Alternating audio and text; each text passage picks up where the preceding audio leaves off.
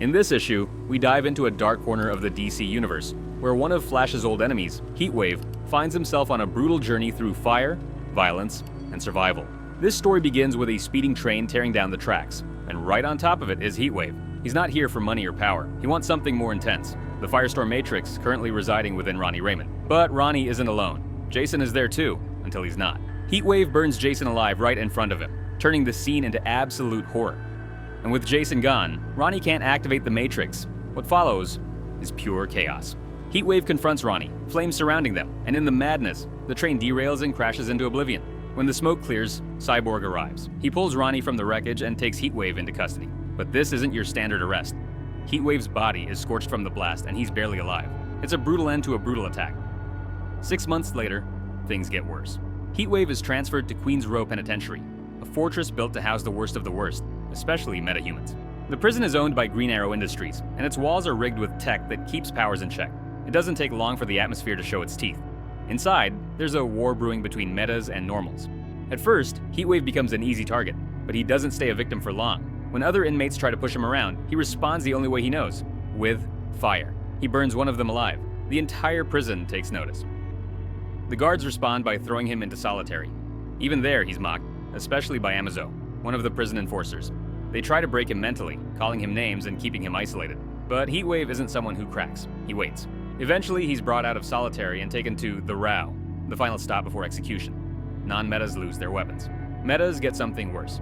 Collars that shut their powers down instantly. These collars, designed by Green Arrow Industries, are triggered by Amazo's touch. The rules are simple. You either join a gang, or you suffer. As part of standard procedure before execution, Heatwave gets access to the prison yard. It's his first time around others in months. One inmate tries to start a fight, accusing Heatwave of killing a superhero. Another warns him that there's no escape. No one's ever gotten out. Heatwave just listens. Then Cluemaster walks over and says, "We've got a problem." Seconds later, another inmate makes a move on Heatwave, but Heatwave knocks him out cold with a dirty hit, a reminder to everyone that he's still dangerous. Later, inside their grimy cell, Heatwave sits in silence. He reflects on everything. The loss of the Matrix, the missed opportunity. He could have become something more. Firestorm, one with the flame. But Cyborg ruined that. Cluemaster notices something strange. Heatwave is heating up, literally, and asks who he's talking to. That's when Heatwave snaps. He screams in frustration, convinced that he was seconds away from becoming something unstoppable. And then, the impossible happens. Plastic Man emerges from Cluemaster's body. He's been hiding in plain sight, and he's not alone anymore. He has a plan, a real one. With Heatwave's rage and Plastic Man's abilities, they start to piece together a prison break. Plastic Man wraps up other inmates like snakes, and Heatwave gives them an ultimatum: join or die. There's no third option. The group agrees, but things get complicated fast. Plastic Man might be useful, but he's not stable. Ever since the accident, he's hated himself. He can't stand being called Plastic Man. The name reminds him of what he's become. A joke, a monster. Still, the escape plan moves ahead. They start small. Distractions, system glitches, false alarms. Amazo and the guards scramble to keep up. While they're busy, Heatwave and his crew sneak through the prison's underbelly, dodging security and navigating the dark. At one point, Plastic Man slips through vents to disable the cameras, but just when they're close, the meta gang shows up. The collars stop both sides from unleashing their powers, but tension explodes anyway. Fists fly. It's almost a full-on war. Plastic Man approaches Atomic Skull and asks him to join, but Skull refuses. He doesn't want to work with non-metas. Heatwave calls him out, says he's too comfortable in the system, maybe even working for the authorities. Skull doesn't respond. Instead, he tells Animal Man to take them down. Now, here's the problem. Animal Man isn't just some muscle. He's a powerhouse, accused of murdering his family. Maybe he did, maybe he didn't. He charges in. Heatwave fights back hard, lands a punch, but it's not enough.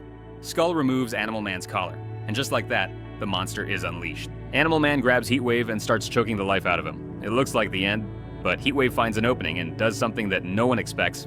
He bites off Animal Man's nose. Blood pours everywhere. Then, with one brutal stomp, he finishes the job. Animal Man dies right there in the yard, after Atomic Skull shows his true colors. Turns out, he was never planning to escape. He liked the order, the control, the system. But his betrayal backfires hard. The other prisoners turn on him instantly, pummeling him into the ground before he can defend himself. Before the dust even settles, Amazo arrives. The android senses something's wrong. He doesn't wait for explanations. He starts hunting. One by one, he picks the escapees off with terrifying precision. No hesitation, no mercy. The crew is scattered and forced to think fast. They start using whatever they've got: strength, skill, and desperation, just to stay a few steps ahead. In the middle of it, Plastic Man corners Heatwave and asks the question no one else will. Are you really still part of this plan? Amazo locks onto Heatwave, but here's the twist.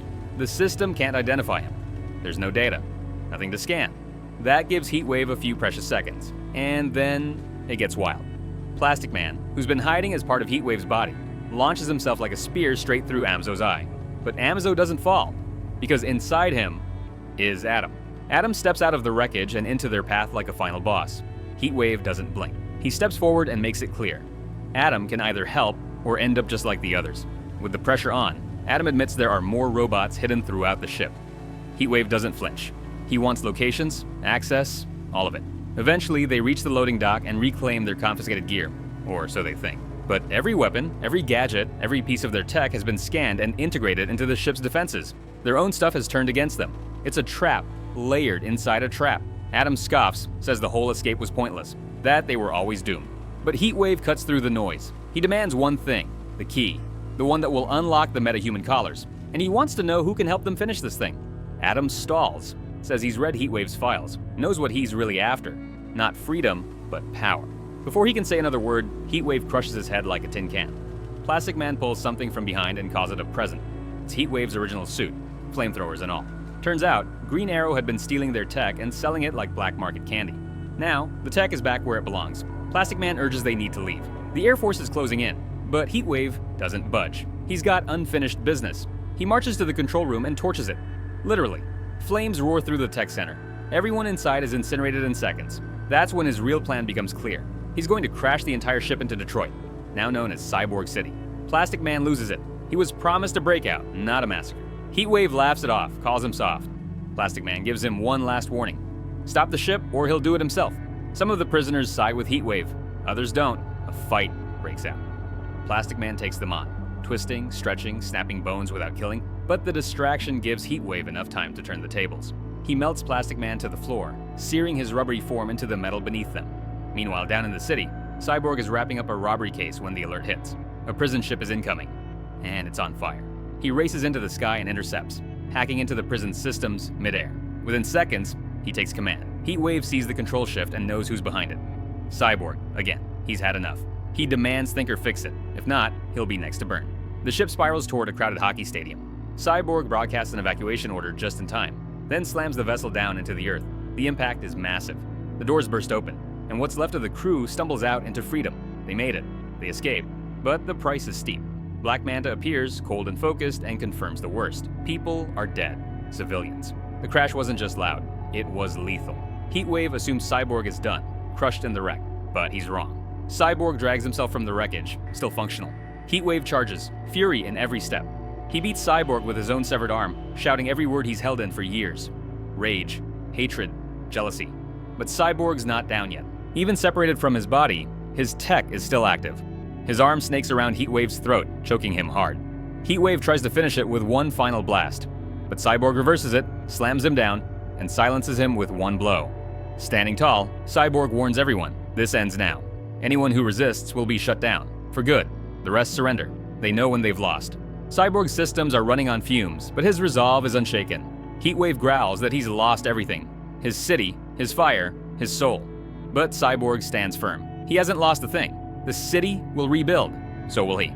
Back at Belle Reve, Heatwave is placed in a new cell. No fire, no tech, just silence. His new cellmate watches him with a grin, says, "You look pissed." Heatwave waves him off. "If you're talking about Cyborg, save it, I don't care."